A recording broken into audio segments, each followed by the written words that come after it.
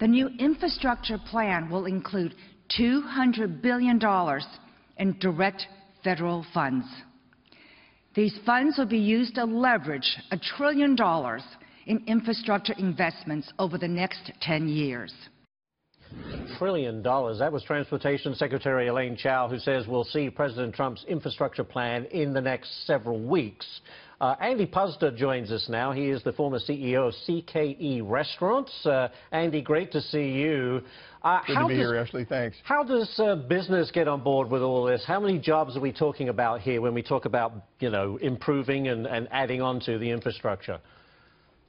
Well, you generate jobs in two ways. One is there's the jobs that you generate by doing the projects themselves. Obviously, we'll need people to build the roads, fix the bridges, you know, redo the airports. But you also generate jobs because you encourage more investment and more growth as the infrastructure improves. You can imagine what Eisenhower did with our domestic highway system back in the 50s, how that's really boosted business. Well, this could be a similar boost. We could see a real growth in the business people are able to do. So it could have a very, very positive effect. All right, Andy, stay right there. Peter Keenan, that's a lot of money. This is something that's desperately needed. We know that.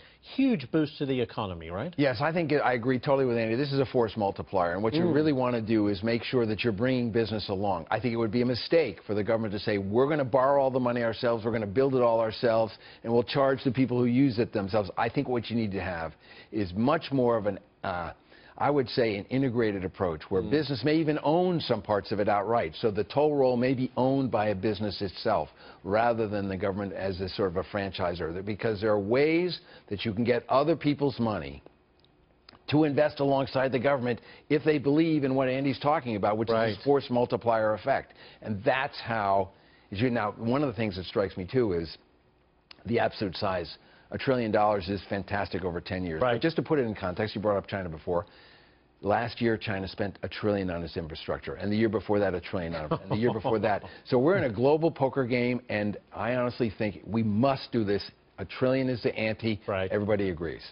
Fascinating. Andy, I want to get back to you and talk about another trend. A restaurant research firm has found that Americans are now choosing mom-and-pop restaurants over the big chains. Do you see that, and why is that? Well, we did see that, and in fact, about a year or two ago, it really started to become obvious. What happened is you've really got a lot of millennials entering the market, and millennials were told what every American of my age was told, which is that you want the American dream, you go to school, you get married, you buy a house, you've got the American dream. Well, with the recession, what happened is they've got educations. During the Obama administration, they were unable to find jobs. So you've got a huge amount of debt. You got no job. You listened and you followed. You got an education. Their parents, about 60% of them are divorced. And if they didn't lose their home during the recession, they probably know somebody that did lose their home. So the fact of the matter is millennials don't trust the establishment, and they don't trust establishment brands. So if you find these restaurants that kind of have grit or a little local connection, you're going to find millennials gravitating towards those brands. So this is a big deal for restaurant brands and for other brands like, you know, they want Tesla rather than Ford or General Motors. Rather than McDonald's or Carl's or Hardee's, they want to go to Shake Shack or Hamburger Hamlet. So it's a big issue. But it's a trend with millennials, I think. I think they're driving this. Interesting. Andy, very quickly, just your take on the economy right now. I think we're seeing a lot of positive signs. Certainly the housing market is picking up nicely. A lot of green shoots, to use that overworn expression. But I do feel the economy is on very strong standing without the president's economic growth policy even getting through the D.C. quagmire. What's your take?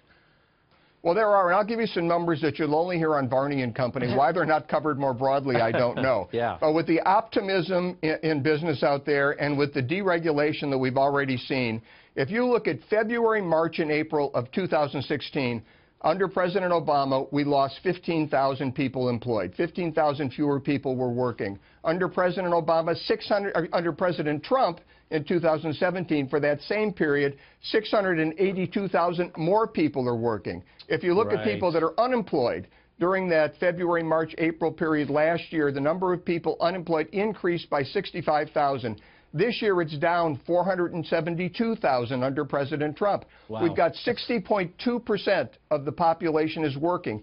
That's the highest number since February of 2009, and the only 3 months where it's been 60% or above have been February and March and April of this year. So very good numbers, very positive numbers, and I wish we heard more about that and less about the fake news. We're doing our best. We're doing our best, Andy Puzder. As you always, are. great You're doing stuff, a great Andy. job. Thank you. A lot to be optimistic about, Thank you. to Andy's point.